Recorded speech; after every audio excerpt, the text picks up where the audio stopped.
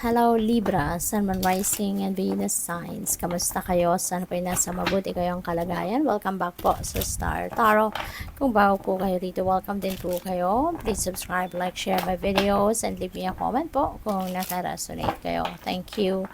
So first message po ninyo ay to a vision. Ayan. So merong partnership, merong bagong pagkakaibigang mabubuo, meron ditong bagong romantic relationship na mabubuo, depende sa inyong sitwasyon, or bagong collaboration now in a work, in a project, or sa kung ano man, pwedeng project sa pamilya or project sa trabaho. So maaring meron kayo makakatulong, or pwede rin ito na business partnership, no, na mabubuo. So it's really good kung ano man ang klaseng relationship na mabubuo dito. Ano kayo, nagkakaintindihan kayo, no? Magbibigayan, magkakaintindihan, there is a symbiotic relationship, there is harmony, no? Yun ang importante. We have Ten of Wands. Ayan. So this is Ten of Pentacles sa regular tarot. And napakaganda kasi lahat nag-i-enjoy, 'di ba? Sagana, no? Kasi ano to may abundance and prosperity dito. There is financial abundance and prosperity. Kaya this is really beautiful. Wealthy, no? Siguro kayo ngayon Libra, you're already wealthy. Marami na kayong ipon, financially secured na kayo, financially stable na kayo, yung ganon. Kaya masaya ang pamilya kasi kung ano yung pangangailangan nila, napoprovide mo na siguro. Or even yung wants nila, nabibigay mo na sa kanila. Kaya good luck sa'yo. What else? We have the Enchanter. Ayan. So, meron mga bagay na gagawin kayo. Magsisimula kayo ng bagong ganap sa buhay.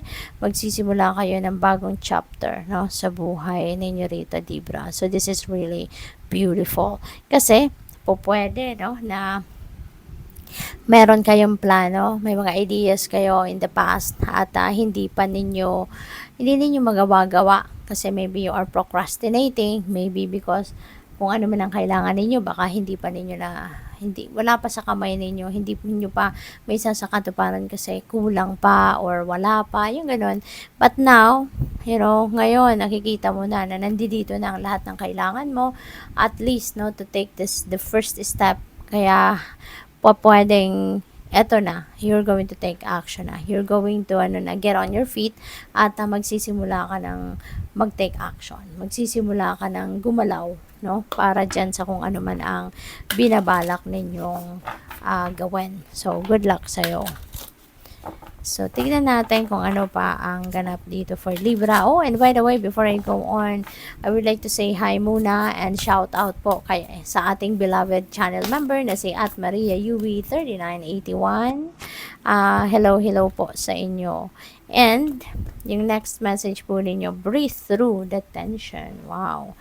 So, baka tensyonado ang iba sa inyo rito. Baka na-stress kayo regarding anything. Pwedeng sa trabaho, pwedeng sa relationship, sa pamilya. So, whatever that is, kailangan mo na umatras ka muna from that. Detach yourself temporarily from that tensed situation. And, i-relax mo muna ang inyong katawan. Breathe through the tension para nang sa gayon magkaroon ka ng katahimikan, magkaroon ka ng kalmadong pakiramdam, magkaroon ka ng kagaanan sa inyong loob. Okay? So what else? We have revealed what needs to be seen. Okay? Ipakita nyo na kung ano ang kailangang makita, ipakita nyo at yung sakto lang. No, wag na kayong magbibigay ng extra. Kung hindi naman necessary, hindi naman kailangang malaman ng taong involved, ay wag na ninyong ipakita, wag na ninyong sabihin. What is just necessary, yun lang. Limit yourself there. Hindi kailangan dito yung bonus na impormasyon, or hindi dito kailangan yung bonus na kung ano pang ekstrang detalye, no, na ibibigay kayo. So, kung ano lang ang nararapat, ano lang ang dapat at kailangan, yun lang ang ipakita ninyo, yun lang ang sabihin ninyo, yun lang ang impormasyon na ibibigay ninyo. Be real. Okay? Maging totoo ka. As long as maging honest ka, as long as maging authentic ka sa sarili mo, lalo-lalo na pati na rin sa mga taong kailangan mong kausapin, kailangan mong ka-transaction. So, maging totoo ka lang. Okay? Be real, be authentic. Yun ang pinakamahalaga.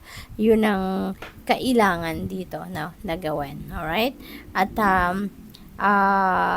kung ano yung nasa isip mo, kung ano talaga yung nasa isip mo, ano talaga yung nilalaman ng puso mo, yun ang kailangang i-unmask, no? Para na maging authentic ang inyong pag-communicate. I-unmask mo yon, tanggalin mo yon, kung ano man yung mga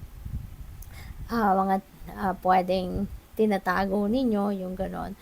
So, parang ano dito, ang nakikita ko rito, mas magsasucceed ka, mas magiging matagumpay ka lalo, or mas mabilis kang magtatagumpay if you are going to be honest with yourself. 'Di ba? Honest with yourself para alam mo na yung ginagawa mo or gagawin mo or sasabihin mo is in line, 'di ba? With your values, with your core values. Kaya importante talaga na maging totoo ka, no? Maging totoo ka kasi para nang sa gayon, you will also attract people towards you that are also honest. Hindi lang din sa maging honest sila sa sarili nila, but also yung honest din sa'yo. 'Di ba? Kasi, 'di ba, like attracts like. If you are honest sa ibang tao, of course, ang mamamagnetize mong tao, also, ang mga honest people din. And they will also be honest with you. 'Di ba? So, good luck sa'yo. So, tignan natin kung ano pa ang mga mensahe para sa iyo, Libra. We have pronghorn, action. Ayan. So, si Enchanter magte-take action na. Now is the time to act. Wow. So, ito na. Kino-confirm niya yung sinasabi ni Enchanter sa'yo na panahon na ngayon para mag-take action. Opportunities are here. Kaya nga magte-take action ka na. Move forward with confidence. Your talents will always help you land in the pinnacle. Your quick wit and keen senses will lead you to success. Ayan. Kaya dapat talaga na alam mo sa sarili mo kung ano yung gusto mo, no? Para yun talaga ang magagawan mo ng paraan agad-agad. Yun ang mga steps na gagawin mo will be in alignment with what you really want to do or with what you really want to achieve. Grizzly bear, power, I am indestructible. Wow. 'Di ba? Walang kahit sino man na makakasira sa iyo, walang kahit sino man ang pwedeng walang sino man ang pwedeng sumira ng iyong pagkatao or ng inyong sarili, no? I honor my intuition and go where it leads. Sumusunod ka sa iyong intuition, which is really, really beautiful. Kaya magtatagumpay ka talaga. Kasi sumusunod ka, marunong kang sumunod sa guidance ng divine universe. Love and gentleness are my real strength. I never give up. I will succeed. Wow, napakagandang affirmation yan na hindi ka sumusuko or hindi mo susukuan ang kahit anumang hindi mo susukuan ang kahit anumang challenge sa buhay, hindi mo susukuan ang kahit anumang problema, 'di ba? Kasi ang goal mo is to succeed, 'di ba? Kaya magiging matapang ka, masipag ka, porsigido ka, powerful ka. So good luck. Thank you for watching. Love and light. Namaste.